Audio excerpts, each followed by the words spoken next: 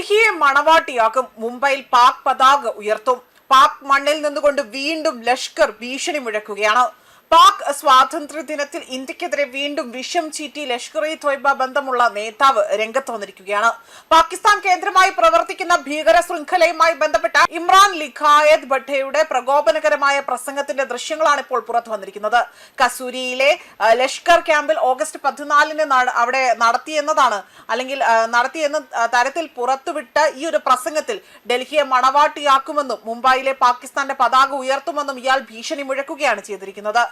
കാശ്മീരിൽ ഇത്തരത്തിൽ കാശ്മീർ തിരിച്ചു പിടിക്കണമെന്ന പഴയ ഭീഷണി ആവർത്തിച്ചതിനോടൊപ്പം തന്നെ ഗുജറാത്ത്, ഹൈദരാബാദ്, വടക്ക് കിഴക്കൻ സംസ്ഥാനങ്ങൾ എന്നിവയെക്കുറിച്ചും ഇയാൾ പ്രകോപനകരമായ അവകാശവാദങ്ങൾ ഉന്നയിച്ചതായിട്ടാണ് റിപ്പോർട്ട്.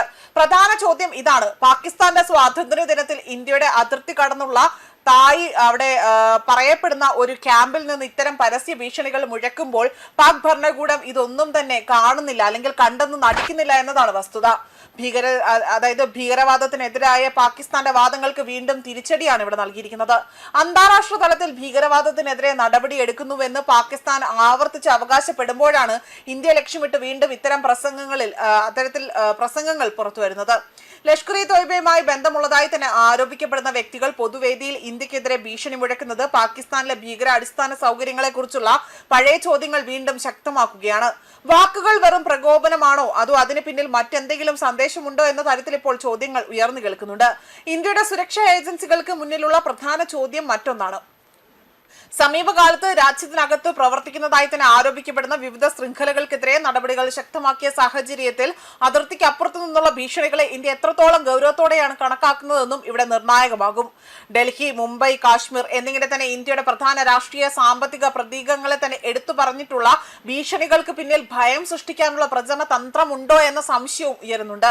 യഥാർത്ഥ സൈനിക ശേഷിയേക്കാൾ വാചകങ്ങളിലൂടെയും വീഡിയോകളിലൂടെയും അനുയായികളെ തന്നെ സ്വാധീനിക്കുകയും സംഘത്തിന്റെ സ്വാധീനം പ്രകടിപ്പിക്കുകയും ചെയ്യുന്നത് എന്നതാണ് അത്തരം ഭീഷണികളിലൂടെ തന്നെ ലക്ഷ്യം എന്നതാണ് സുരക്ഷാ വിദഗ്ധർ പൊതുവായ തന്നെ വിലയിരുത്തൽ ഉന്നയിക്കുന്നത്. ഇന്ത്യയെ ലക്ഷ്യമിട്ടുകൊണ്ട് ഭീഷണികൾ മുഴക്കാൻ പാക് മണ്ണ് വീണ്ടും വേദിയാകുമ്പോൾ ഭീകരവാദത്തിനെതിരെ നടപടി എടുക്കുന്നുവെന്ന ഇസ്ലാമാബാദിന്റെ അവകാശവാദത്തിന് എത്രത്തോളം വിശ്വാസ്യത ബാക്കിയുണ്ട് എന്നതും ഇവിടെ വ്യക്തമാക്കേണ്ടതുണ്ട്. പാക് സ്വാതന്ത്ര്യ ദിനത്തിൽ പുറത്തുവന്ന ഈ ദൃശ്യങ്ങൾ വീണ്ടും ഒരു കാര്യത്തിൽ ഇവിടെ ഓർമ്മിപ്പിക്കുകയാണ്: അതിർത്തിക്ക് അപ്പുറത്തു നിന്നുള്ള വാക്കുകളുടെ യുദ്ധം അവസാനിച്ചിട്ടില്ല, എന്നാൽ ഭീഷണിയുടെ ശബ്ദത്തിന് പിന്നിൽ യഥാർത്ഥ ശൃംഖല എത്രത്തോളം സജീവമാണ് എന്ന് ഇനി അന്വേഷണവും സുരക്ഷാ ഏജൻസികളുടെ നടപടികളും വ്യക്തമാക്കൂ എന്നതാണ് സൂചന. 1947-ലെ വിഭജനത്തെ പരാമർശിച്ചുകൊണ്ട് ഭട്ടിയാകട്ടെ ഇന്ത്യയിൽ നിന്ന് ആളുകളെ പുറത്താക്കിയ ശേഷമാണ് പാകിസ്ഥാൻ രൂപീകരിച്ചതെന്ന തരത്തിലുള്ള അവകാശവാദങ്ങൾ ഉന്നയിച്ചിട്ടുണ്ട്. ഇതേ രീതിയിൽ കാശ്മീരും ഇന്ത്യയിലെ മറ്റു പ്രദേശങ്ങളും പിടിച്ചെടുക്കുമെന്ന തരത്തിലായിരുന്നു പ്രസംഗം.